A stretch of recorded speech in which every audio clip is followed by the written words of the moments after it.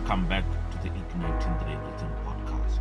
We solve life and business problems that transform businesses and individuals into happier and fulfilled ones. On this episode, I have a chat with Rebecca Phala on Energy and Choice FM, and we talk about loving yourself.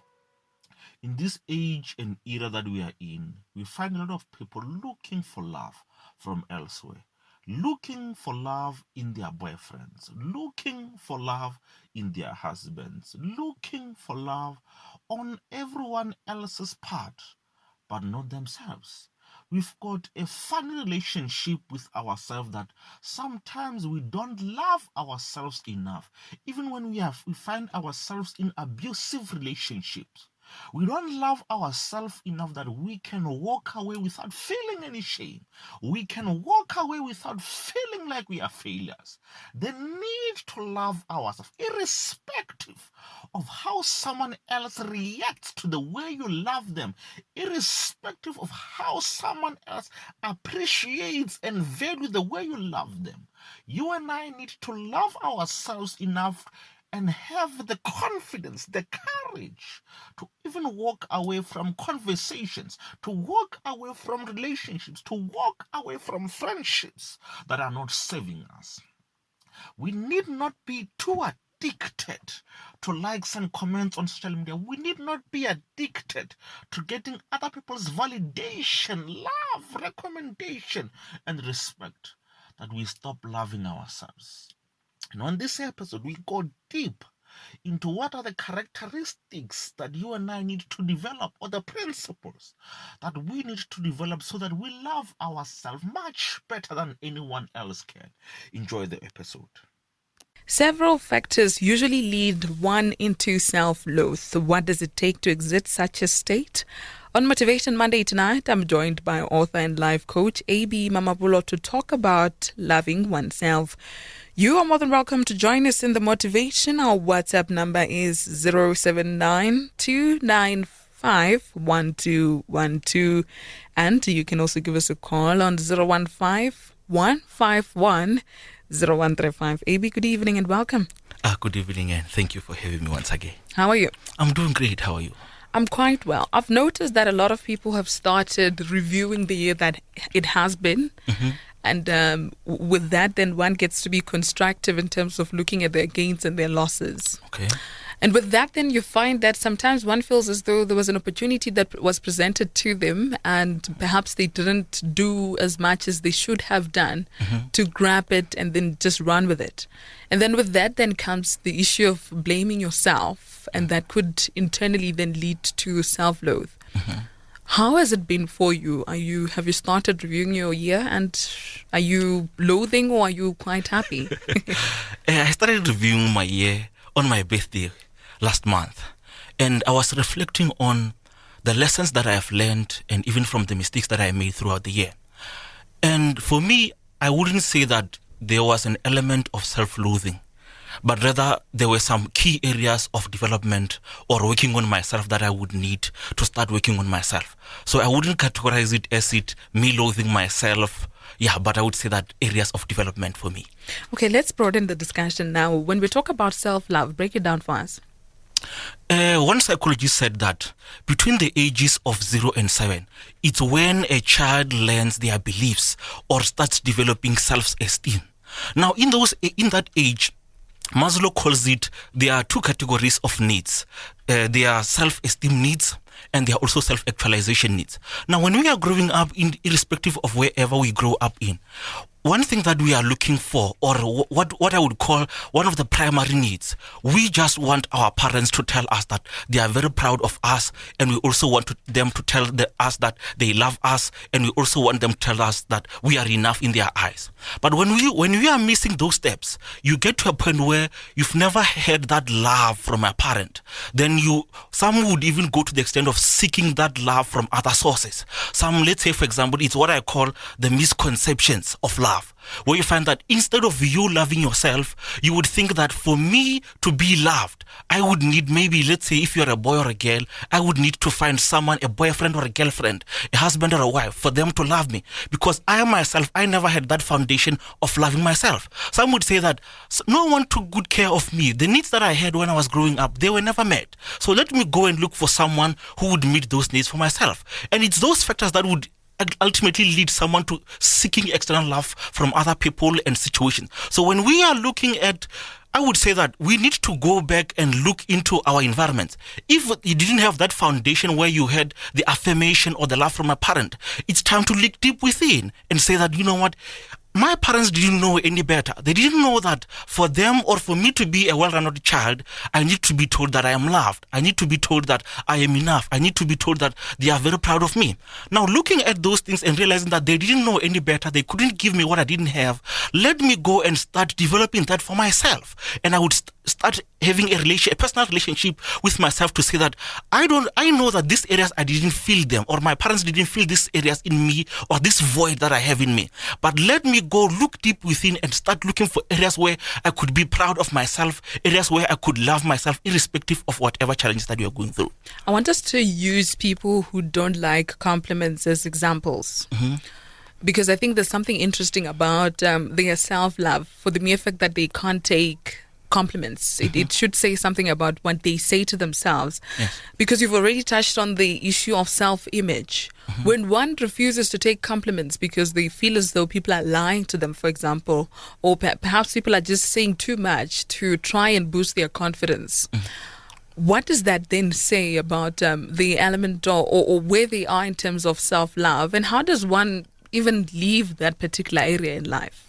Sometimes we find that, because we grew up in environments where they told us that we need to be humble.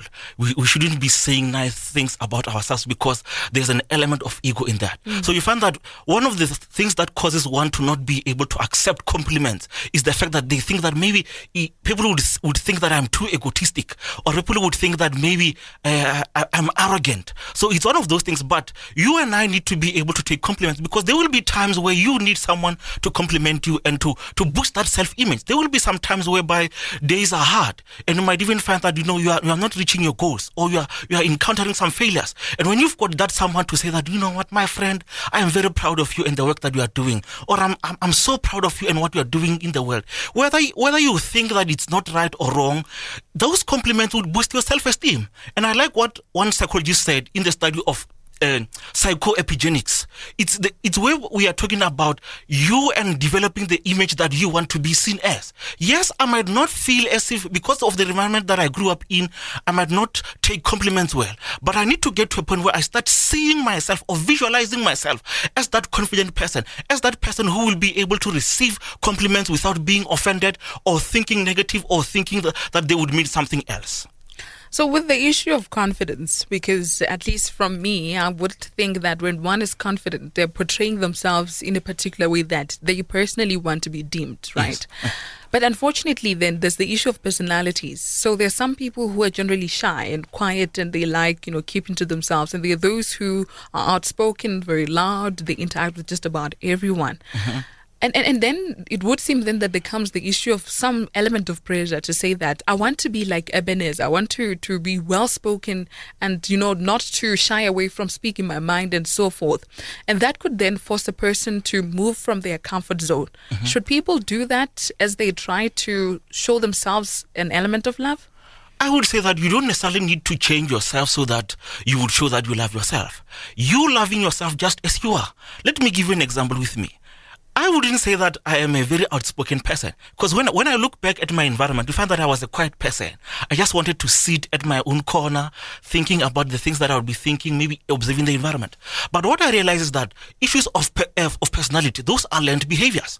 When I was developing myself, I was taught, when I was reading books on leadership and relationships, I was taught that there are some characteristics that we are looking for when we are looking for leaders. So, and I started to gradually develop going and speaking my mind to say that I want to be a leader tomorrow, and I cannot be a leader if I shy away from confrontation, or I cannot be a leader if I shy away from voicing out my mind, or even maybe at some times showing people that this is what I want them to do. So in those times, that's when I started to gradually work on myself. So you don't necessarily need to change your personality out of the bloom or try to be someone that you are not. Just love yourself the way you are. If you are quiet, there's nothing wrong with being quiet. There's nothing wrong with being reserved. As long as whatever it is, whether you are reserved, whether you are quiet or you are outspoken, make sure that as long as you are comfortable with yourself and who you are, that's all that matters. I would like for you to talk to mostly parents, but also friends and just about everyone, because you find that obviously in terms of personalities, people differ. And growing up, then there would be that one sibling who's quiet. And now the parents are always saying, no, this one is so quiet. It's like she or he's thinking too much. You must go out there and play and so forth. What does that do to especially a younger person's self-love? And should they do it perhaps to try and push them to go out of their comfort zone for their betterment, or should they just sort of allow the young person to lead them in terms of just showing them the kind of personality they have, as opposed to just imposing all these traits on them? What you are saying, you are reminding me of one research that I was looking at not too long ago, where this psychologist says that as a parent, be careful of the words that you are saying to your child.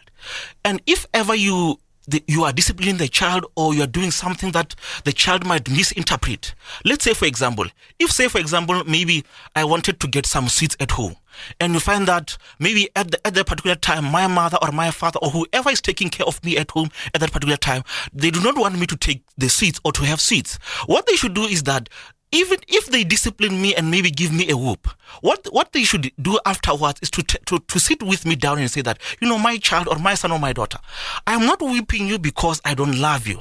I'm not whipping you because you are less of a human or you don't deserve those sweets. But I'm whipping you because I know that if you start eating sweets at this particular time, your health will be at risk, or you might even ruin your teeth and so forth. So sit down with that child and tell them that, no, the reason I'm doing this, or maybe sometimes you might have a slip of the tongue. Sit down with that particular child and say that, my son or my daughter, I am sorry for what I said.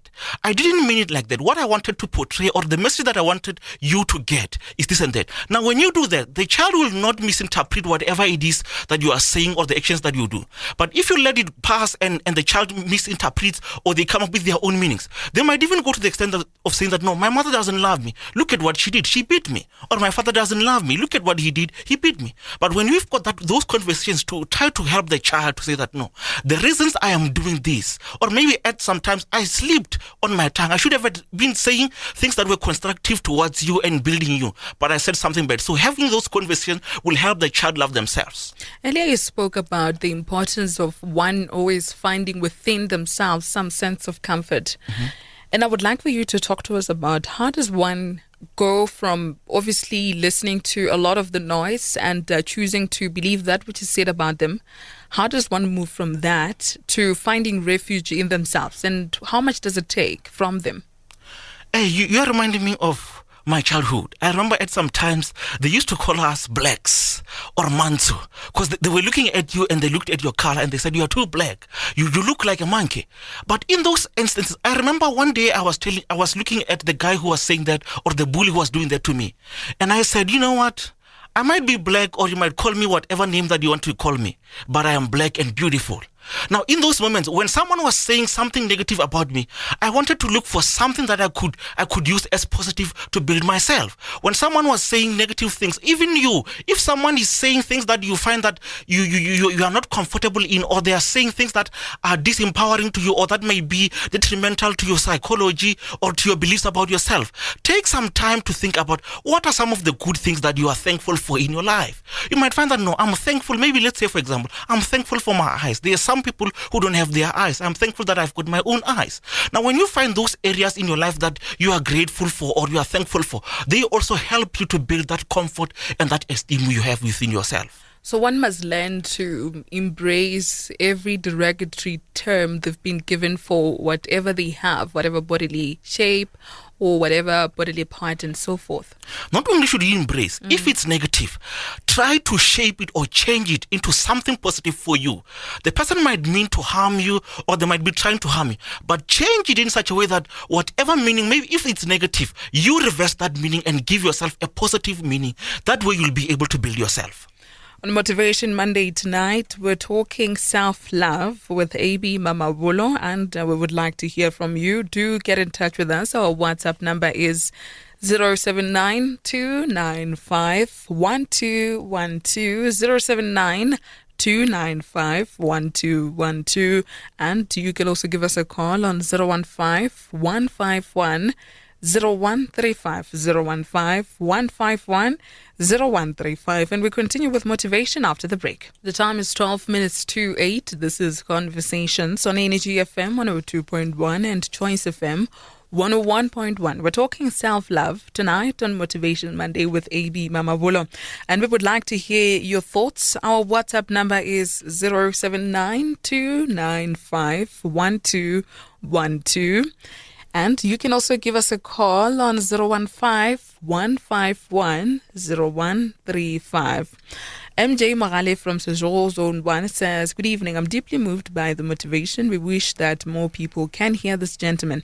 I got moved and stimulated very quickly. I hope more people are tuning in right now." Marinki Tapanya says, wow, thank you for powerful motivation, Mr. Mamabolo. At Rebecca, thank you for taking care of your listeners. Truly, we are leveling up. Hashtag I am Marinki Tapanya. All right. What happens if you've been bullied about your appearance or circumstances so much that you start to believe and see what people are saying and you don't know how to change the negative into the positive? That's a question on WhatsApp. I would say that if someone is being bullying you, what you should do is that think about whatever it is that they are saying and check if it's really true about you and what they are saying. You find that if someone is saying something negative or something very bad about you, go back and say that, no, is that true about me? Is that true about my body? Is that true about everything? It goes down to what we wanted to get into, the issue of self-concept. How you see yourself determines how you view yourself and how you value yourself. No matter how someone might say you look, no matter how someone might say your body looks like, or they might try to body shame you, it doesn't matter what other people are saying. The most important thing is what you are saying about yourself. Whether you agree with what they are saying or you disagree, make sure that if someone is saying negative things about you or they are trying to bully you, make sure that you refuse that bullying, or you refuse giving yourself the same identity or those names. Refuse those names and turn them into something positive, so that the way you'd be looking at yourself, or you looking at yourself, it shouldn't be as they are looking at you, but as you yourself are looking at yourself. Podzo Michelle says, the motivational speaker is on point. I'm really inspired and motivated. And then Tabiso from Seshoro Jujuveri says, when I grow up, they used to call me black and I would tell them I'm dark and lovely. All right. That's powerful. Let's get into the self-concept.